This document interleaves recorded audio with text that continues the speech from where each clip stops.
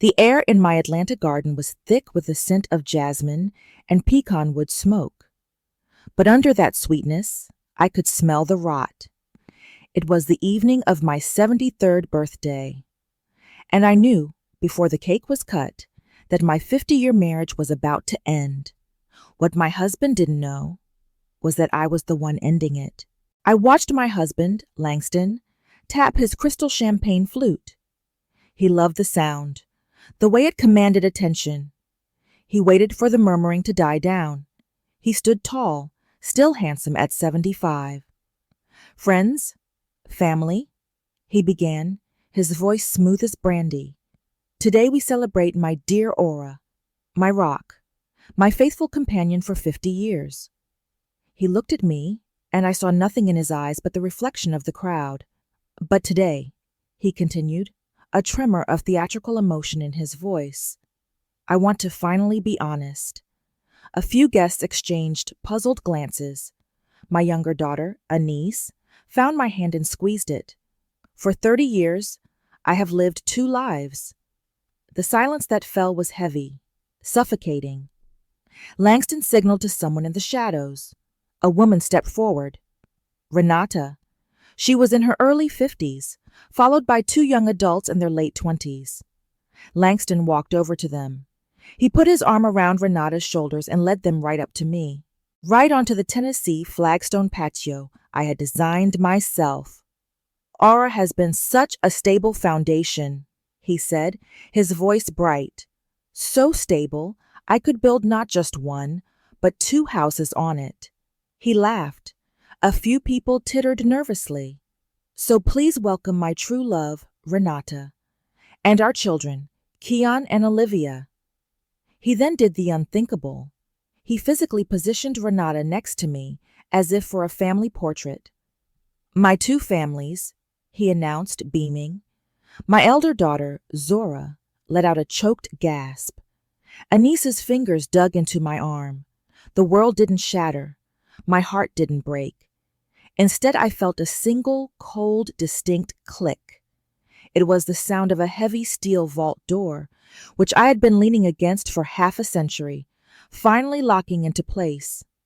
The low hum of 30 years of suspicion. It all went silent. I was perfectly, terrifyingly calm. Langston was watching me, a smirk on his lips. He was waiting for the hysterics. I let my gaze travel over the stunned faces. Then I turned back to Langston. I smiled, a polite, detached smile.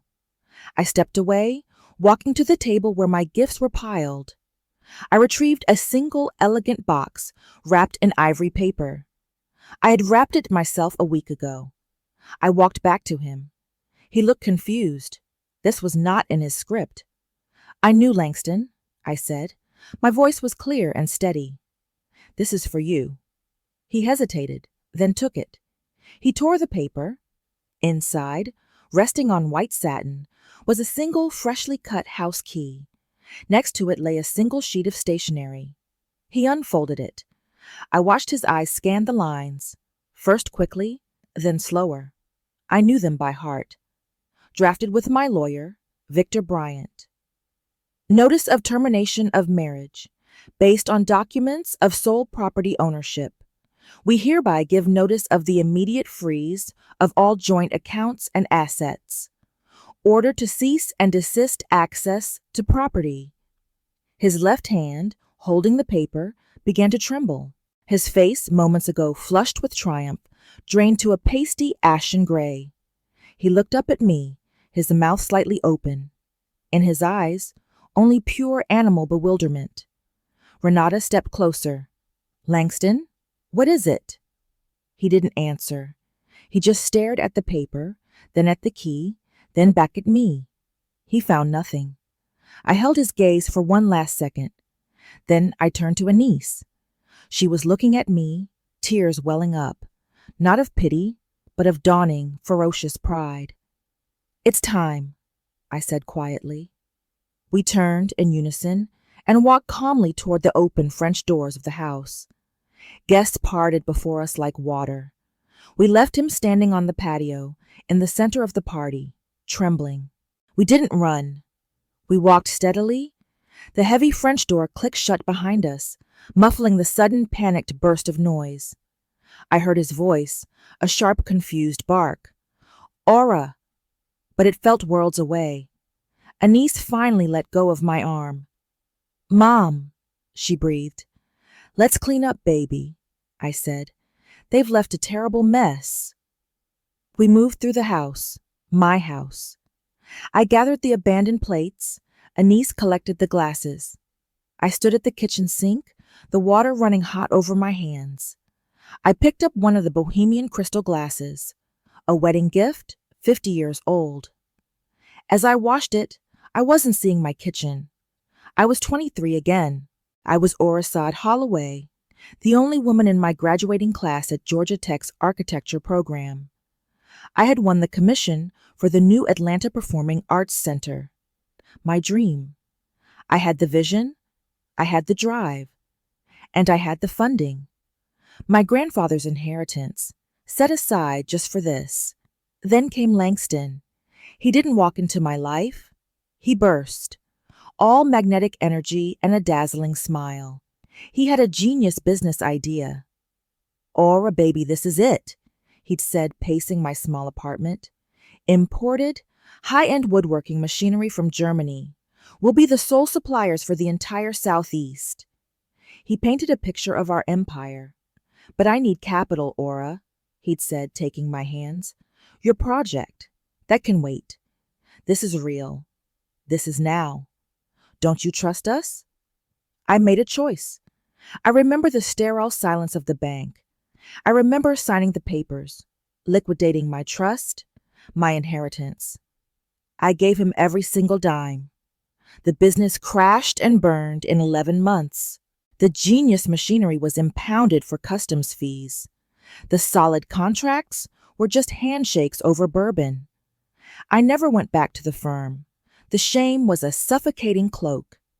Instead of a concert hall, I built this house, brick by brick. I poured all my unspent talent into these walls.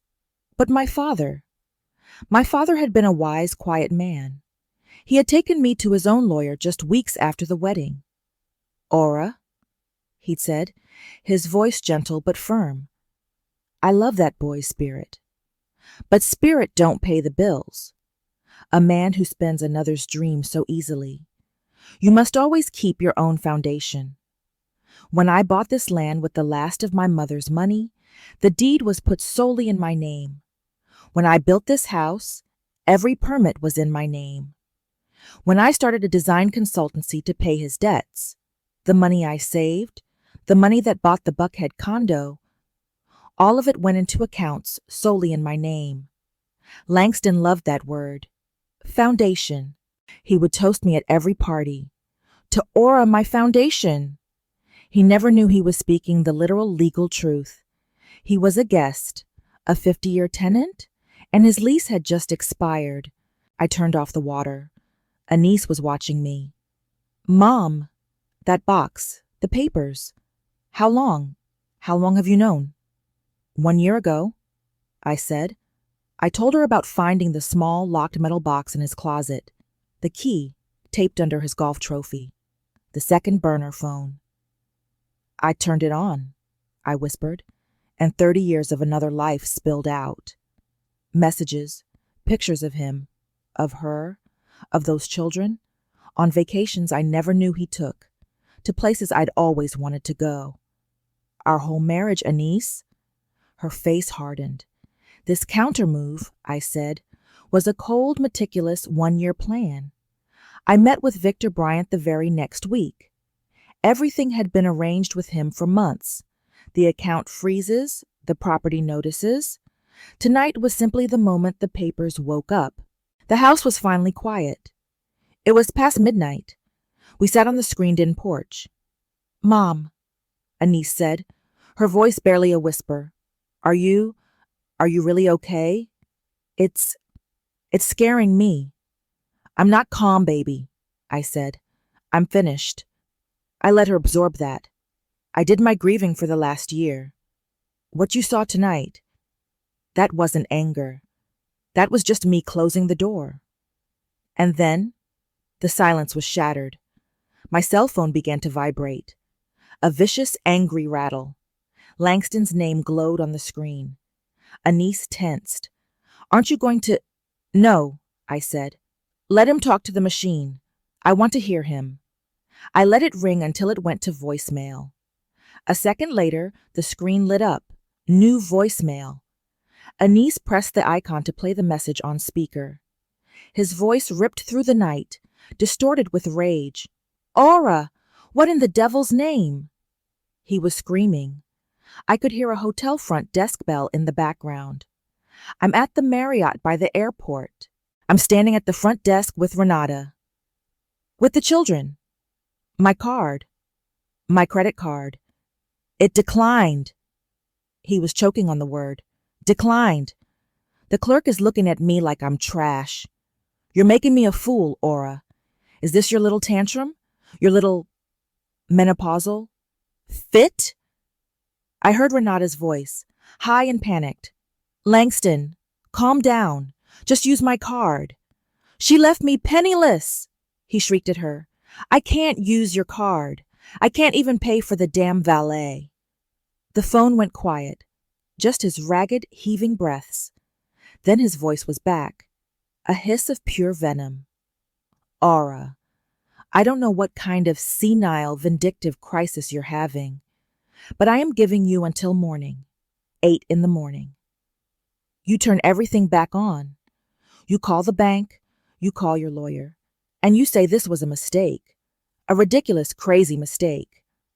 Or I swear to God, Aura, you will regret this. I will tell everyone what you've become, how sick you are, how confused you are.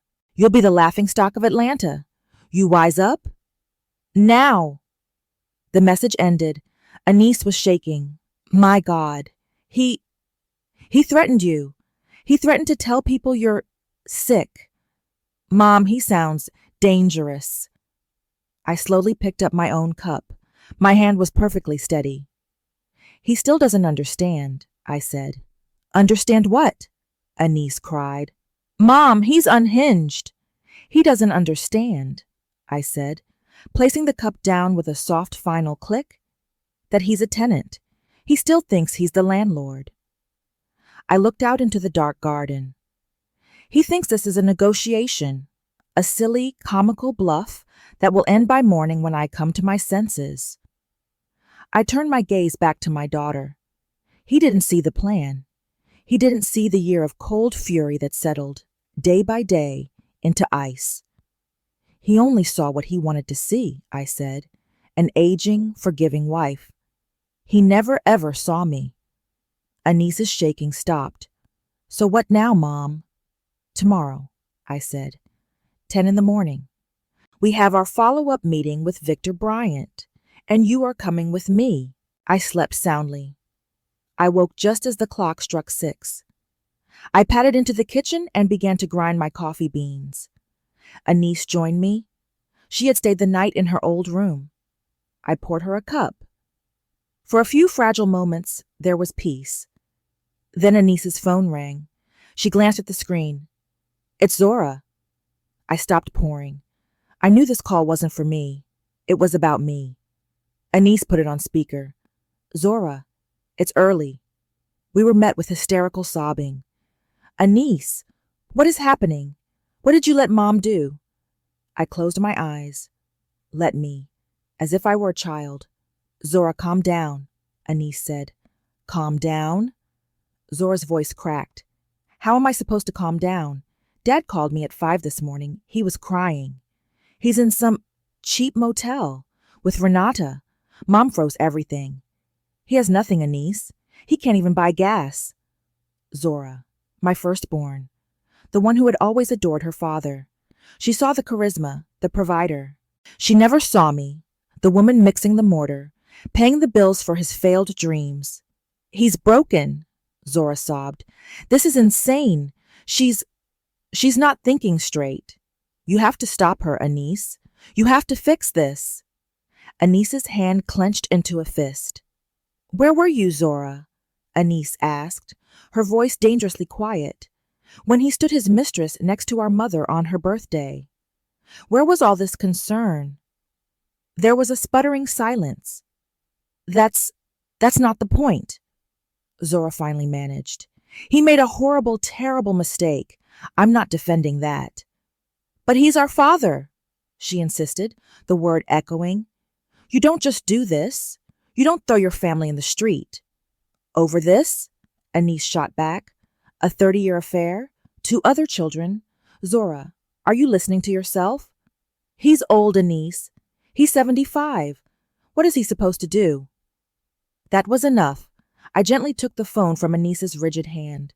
Zora, I said. My voice was calm. Mom? Oh, Mom, thank God. Her voice flooded with relief. You have to fix this. Dad is... I cut her off, not unkindly, but with the clean, sharp finality of a surgeon's scalpel. Zora. She stopped. Don't you worry about your father. I paused.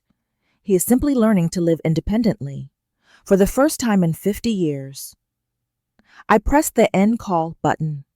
The battle lines were drawn, and my own daughter had just chosen the other side. At 10 that morning, the sun was hot as Anise navigated the downtown connector. Inside our car, it was silent. I wasn't angry. I was focused. We rode the elevator up, the soft ding of the floors passing. We stepped off into the hushed, reverent air of old Atlanta. Polished marble, dark mahogany. This was my father's world. We pushed open the frosted glass door. Bryant, and Associates. Victor Bryant met us himself. He was in his late 60s, with kind, sharp eyes. Ora? Anise? He took my arm. Come in. He ushered us into his vast office, overlooking the city. Well, he began, the hive has been poked. He steepled his fingers. As we confirmed last year, your father was a very, very wise man. He slid a thick portfolio across the desk. I opened it. The original deeds. The Decatur house. The Buckhead condo. My name, Orasad Holloway, was written in crisp, typewritten letters. They are ironclad, Victor affirmed. The house, the condo, the primary savings and investment accounts. They are all unequivocally yours. He is, in every legal sense, a trespasser. Anise let out a breath. His voicemail, Victor continued, was predictable. He's still operating under the 50-year fallacy. He believes his 50-year presence entitles him to half. He is completely wrong. He thinks he can threaten you into submission, Victor said, his kind eyes turning to steel. Today, Ora, we show him he cannot. He leaned forward. His rage will escalate. He has lost his primary base, your home. He will go for his secondary base. The condo, I said. Precisely. He will go there to reestablish a foothold. We must act decisively. He picked up the phone. Martha, get me the dispatch for our security team. Yes, the Buckhead property. He looked back at me. I've already dispatched the locksmiths. It's time to secure the condo.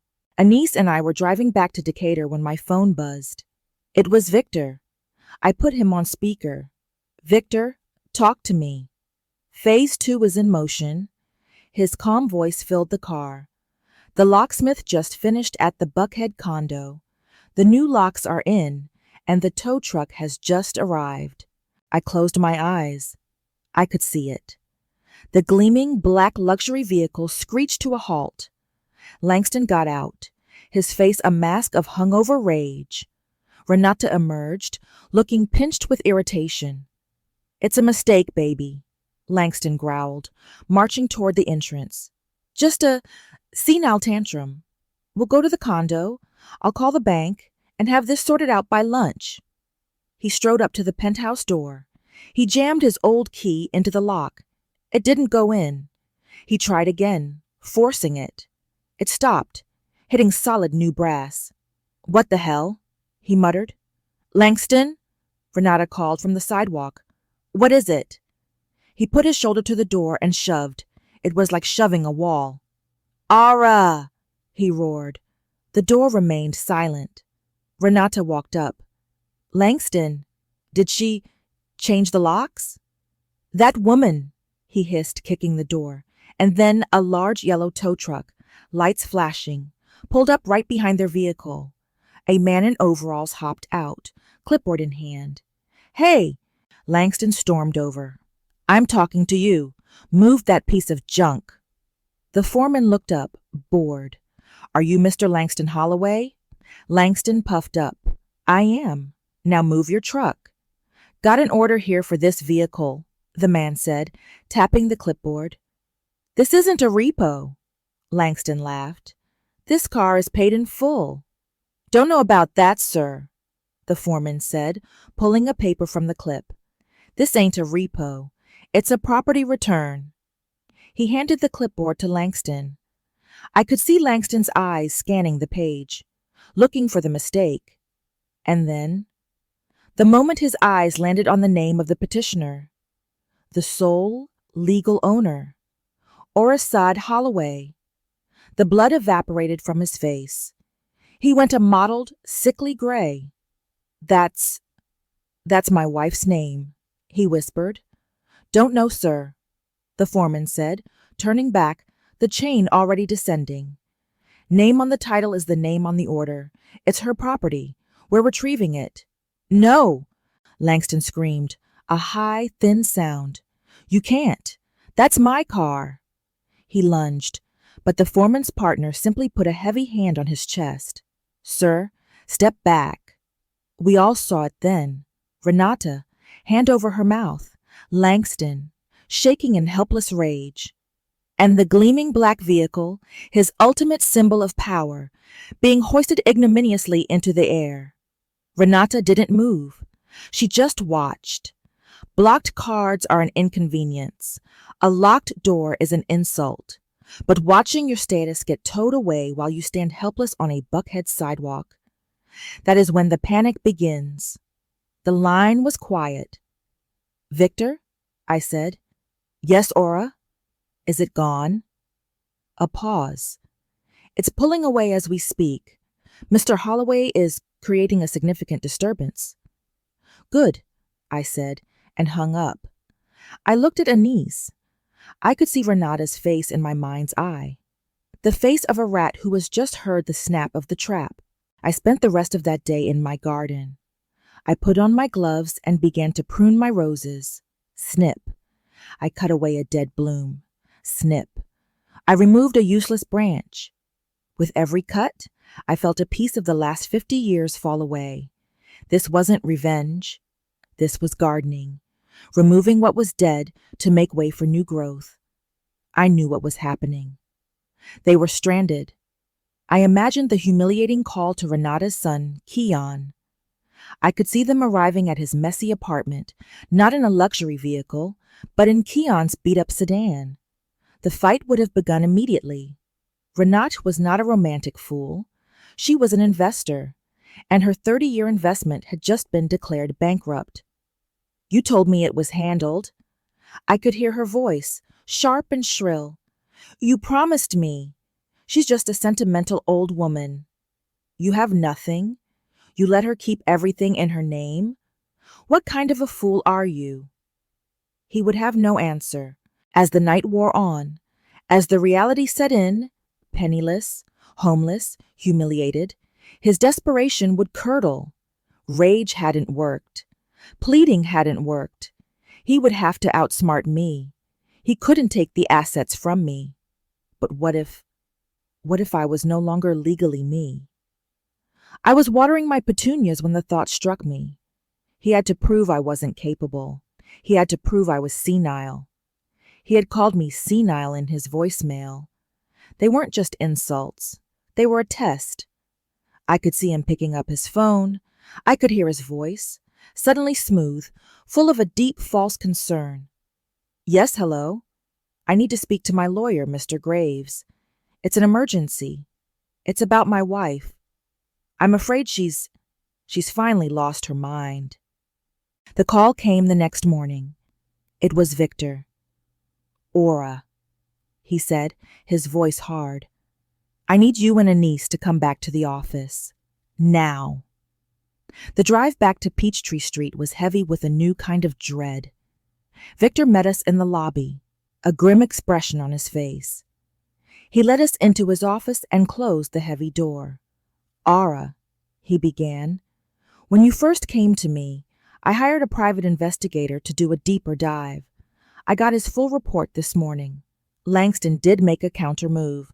And Aura, it's worse than we thought." Anise tensed. "Worse how?" "He's not reacting to the party, Aura. He's been planning this for months." He placed a thin manila legal folder on the desk. "This is a premeditated legal attack on you." I opened it. "Petition for compulsory psychiatric assessment and guardianship hearing." The petitioner was Langston Holloway. The respondent was Aura Sade Holloway. And the date, stamped in purple ink. It was filed almost 2 months ago. This wasn't a reaction. This was the original plan. He was already doing this," Anise whispered. I just stared at the folder. The party. The grand, humiliating reveal. It was to be the final proof, to push me until I snapped. And when I did, this petition would be waiting. "And he had help," Victor said, his voice hardening. "This wasn't just him, Aura. Your husband's lawyer, Mr. Graves, lined up a friendly psychiatrist willing to sign an initial statement based on nothing but Langston's version of your symptoms. This wasn't an angry reaction. It was a cold, calculated attempt to erase you." Anise looked at me, her eyes wide with a horrifying new understanding. "He wasn't just leaving you.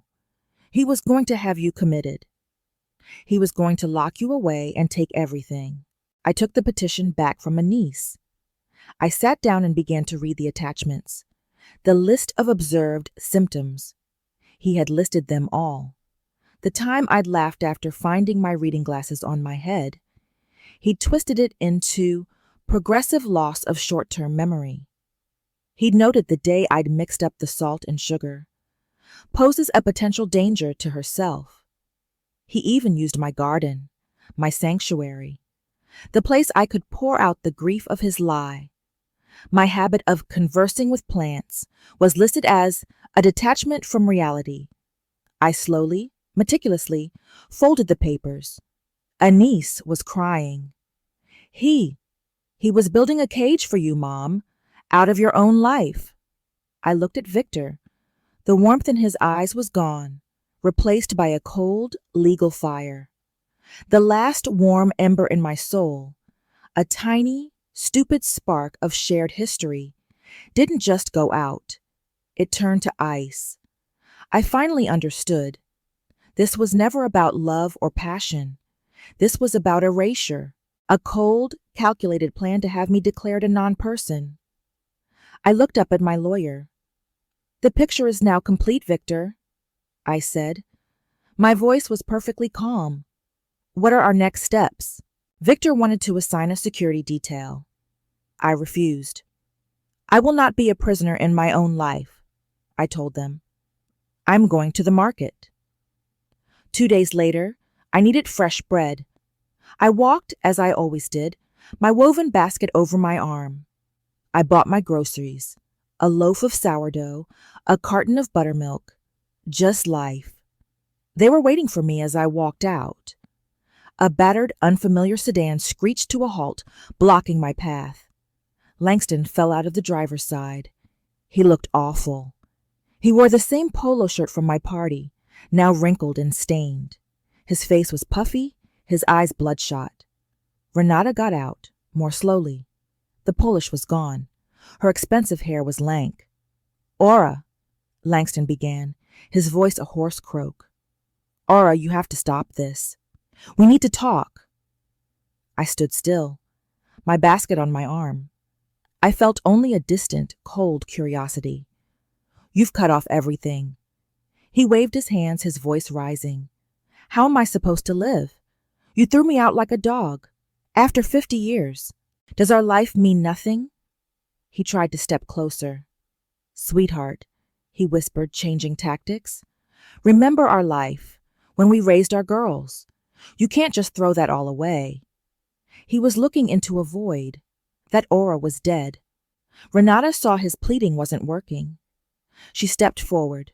What about my children? She hissed. They are his children too. You are destroying their future. Our son just graduated from Morehouse. Our daughter is planning a wedding. You're taking their birthright. Have you no heart? They stood there breathless. I listened patiently. When I was sure they were finished, I looked Langston directly in the eyes. My voice was deathly quiet, but it cut through the street noise like ice. Was it your idea, I asked, or hers, to have me declared incompetent? The effect was instantaneous. The blood drained from Langston's face. He turned a mottled, deathly white. He physically recoiled, as if I had splashed acid in his face. Renata froze. Her eyes widened in pure animal horror. The mask of the noble mother evaporated, revealing the snarl of a cornered thief. In that 1 second, their united front shattered. They looked at each other, not as partners, but as co-conspirators. Did you let it slip? I didn't wait for an answer.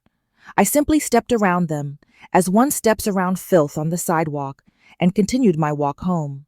The silence that followed was a new kind of warfare. The heavy, oppressive quiet of an enemy regrouping. The attack, when it came 2 days later, was more insidious. It came, as I knew it must, through Zora. My phone rang. Hello, Zora.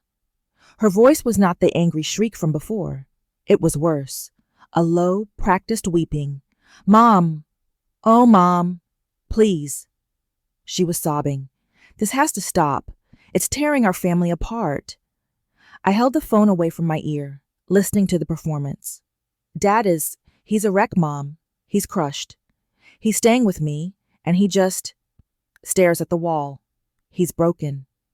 He's desperate, I thought, for leverage. He just wants to talk, she whispered. And Uncle Elias and Aunt Thelma are here. The blood in my veins turned to ice. Elias, Langston's older, traditional brother. Thelma, the family matriarch. The jury. They're so worried, Mom, Zora pushed. We're all so worried. They want to hear your side of things. She took a shaky breath. Please, for my sake, just come to my house, tonight, promptly at 7. Let's just talk, calmly, as a family. I locked eyes with Anise. She was already shaking her head. No, Mom, don't. We both knew exactly what this was. This wasn't a reconciliation. This was a tribunal, an ambush. They would paint me as the villain, the senile, vindictive, confused old woman. They would paint Anise as the greedy, manipulative younger daughter, poisoning my mind. If I refused to go, I would prove their point. I had no choice. I had to walk into the lion's den. All right, Zora, I said, my voice level. We'll be there, promptly at 7. I hung up. Anise rushed forward. Mom, you can't. It's a trap. They'll tear you apart. I let a small, cold smile touch my lips.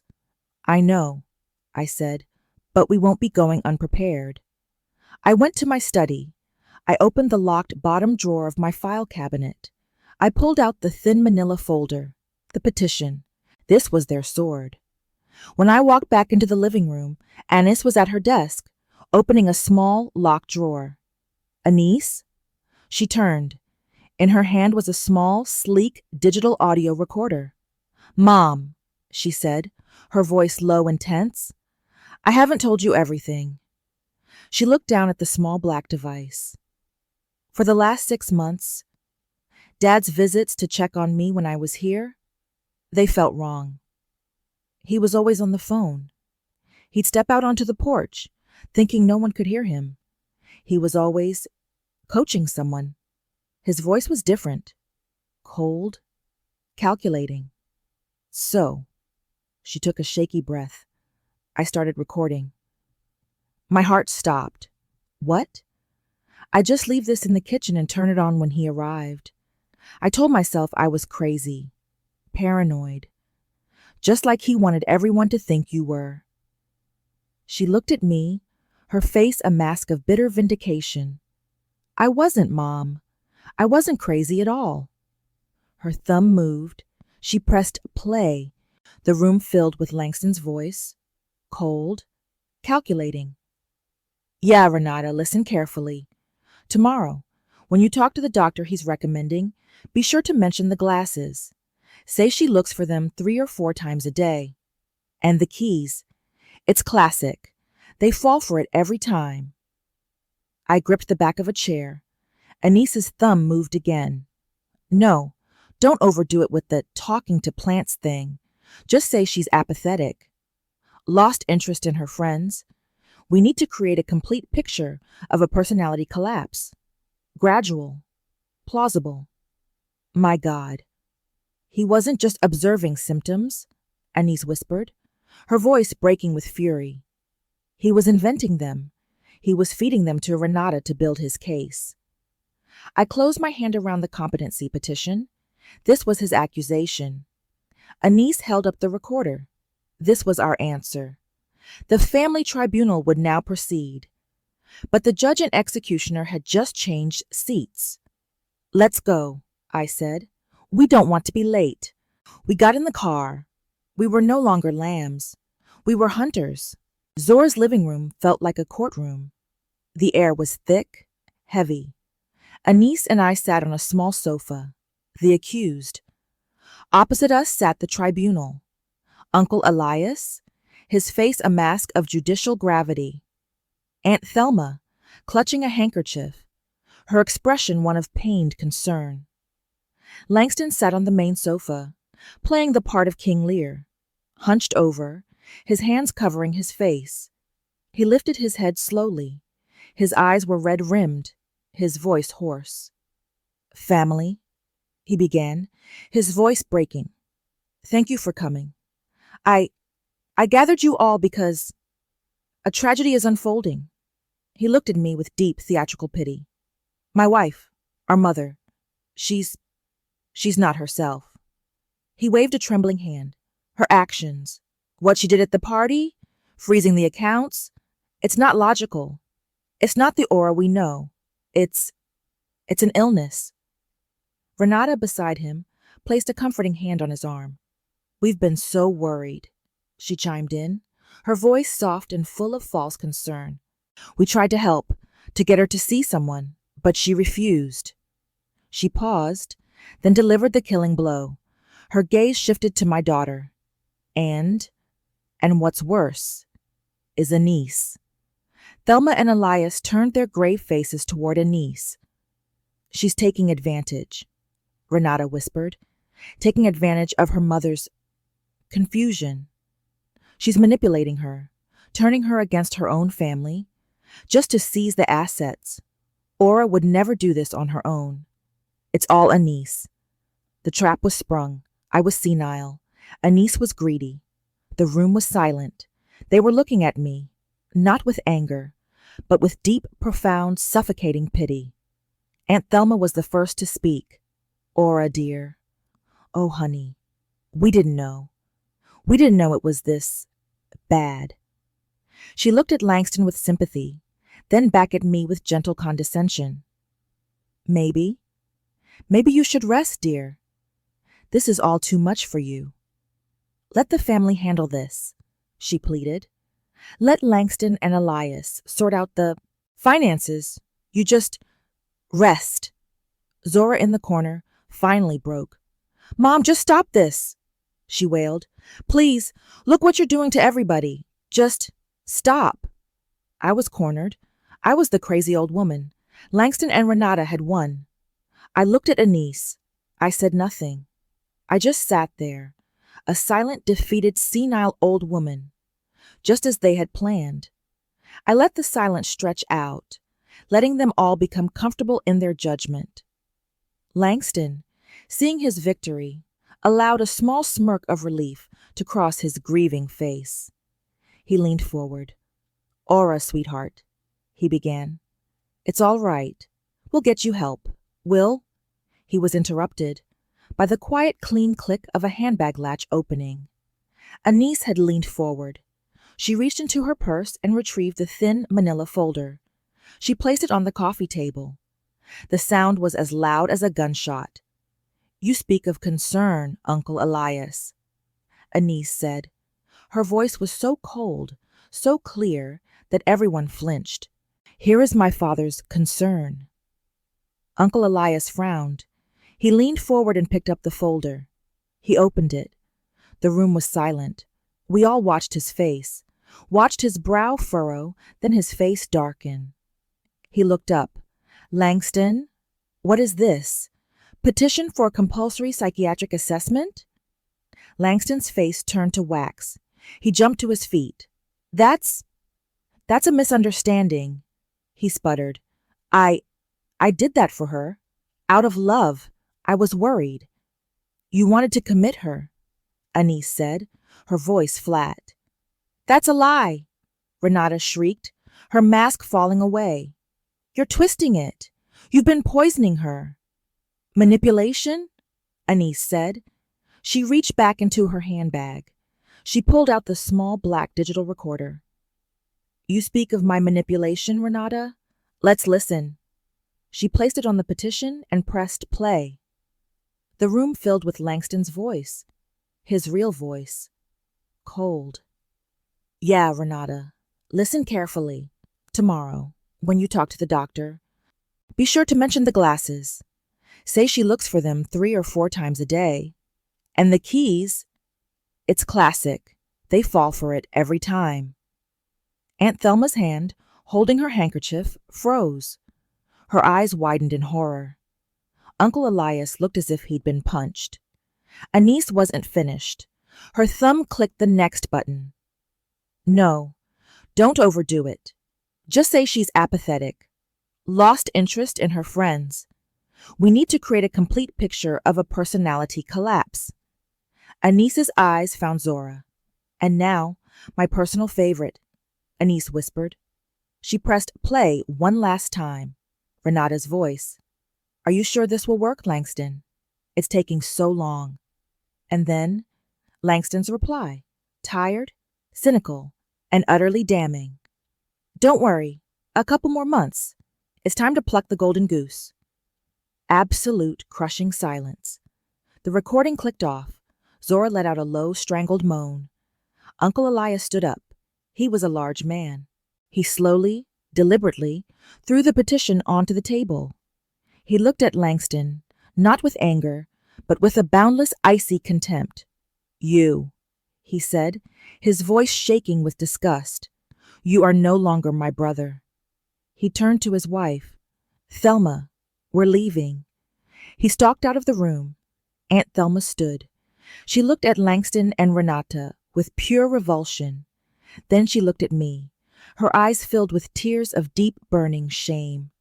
"I'm so sorry, Aura," she whispered. "I'm so sorry." She hurried out after her husband. They were left alone. Zora was huddled in her chair, sobbing, "No, no, no." Anise and I stood up. I picked up my purse. We didn't say a word.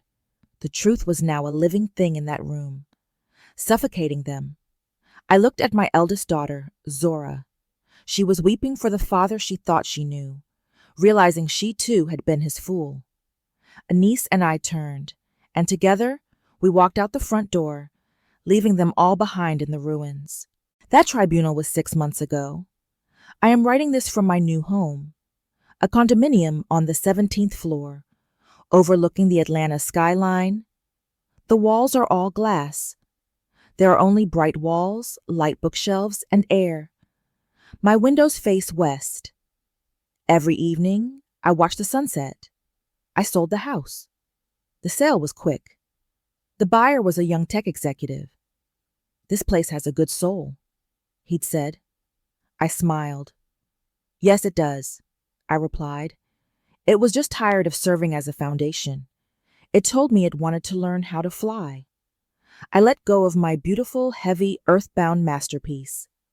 Selling it was not a loss. It was a release. I took the proceeds and bought this place in the sky, with cash. Victor Bryant has secured the rest in a trust that belongs only to me, and one day to a niece. My days now belong only to me. On Wednesdays, I go to a pottery studio. I love the feel of the cool, pliable clay. I am not very good at it. My cups are often lopsided, but I am not trying to create a masterpiece. I am just allowing the form to be born. I am taking dust and water and pressure, and I am making something new. It is a healing process. Last week, I finally did something I had put off for 50 years. I bought a single ticket for myself and went to Symphony Hall. I sat in the velvet seat. When the first powerful chords of a Rachmaninoff concerto flooded the space, I closed my eyes. I felt no regret. I simply felt gratitude, because I was finally sitting in that hall, not as a wife, not as a mother, not as a foundation. I was simply a listener, and it was more than enough. A niece stops by most evenings. We sit on my new balcony, now crowded with pots of herbs and flowers. We drink green jasmine tea. We don't talk about the past. We talk about books, about movies. Her face is no longer clouded with worry for me. She is calm. She sees that I am whole. Sometimes rumors find their way to me. Whispers that Langston is living somewhere south of the city in a rented room. That Renata, seeing the golden goose was plucked, moved to Florida. That Zora, in her shame, no longer speaks to him. I listen to these rumors with no interest. They are characters from a book I have closed. Revenge is too hot, too heavy. I don't want to burn any more. This morning I woke, as always, just as the clock struck 6. The sun was just beginning to touch the tops of the skyscrapers, flooding my small, clean apartment with golden light. I brewed my coffee in a cup I'd made myself, lopsided and perfect. I stepped onto the balcony and watched the city wake up. Below me, the first cars hummed. Each one held a life, a story. For 50 years, I was the foundation, reliable, strong, unseen. Others built their lives on me, their walls, their roofs. I bore the weight of all their storms. I thought that was my purpose. I was wrong. A foundation is only part of the building. I am the whole building, with my own floors, my own windows facing the sun, and my own roof over my head. A building I have finally begun to construct for myself. I took a sip of hot, aromatic coffee. The air smelled of freshness and a new day. There were no plans ahead, no obligations, no debts to the past. There was only silence. And in that silence, at 73 years old, I finally heard myself. The story ends here. But my journey into this new life is still unfolding. Thank you, my dear friends, for spending this quiet time with me. If Ara's journey touched your heart, tell me where you're listening from. Give this story a rating from 0 to 10, so I can see how far our porch of stories reaches. Until next time, dear, take care of your heart, and may peace and clarity guide your steps.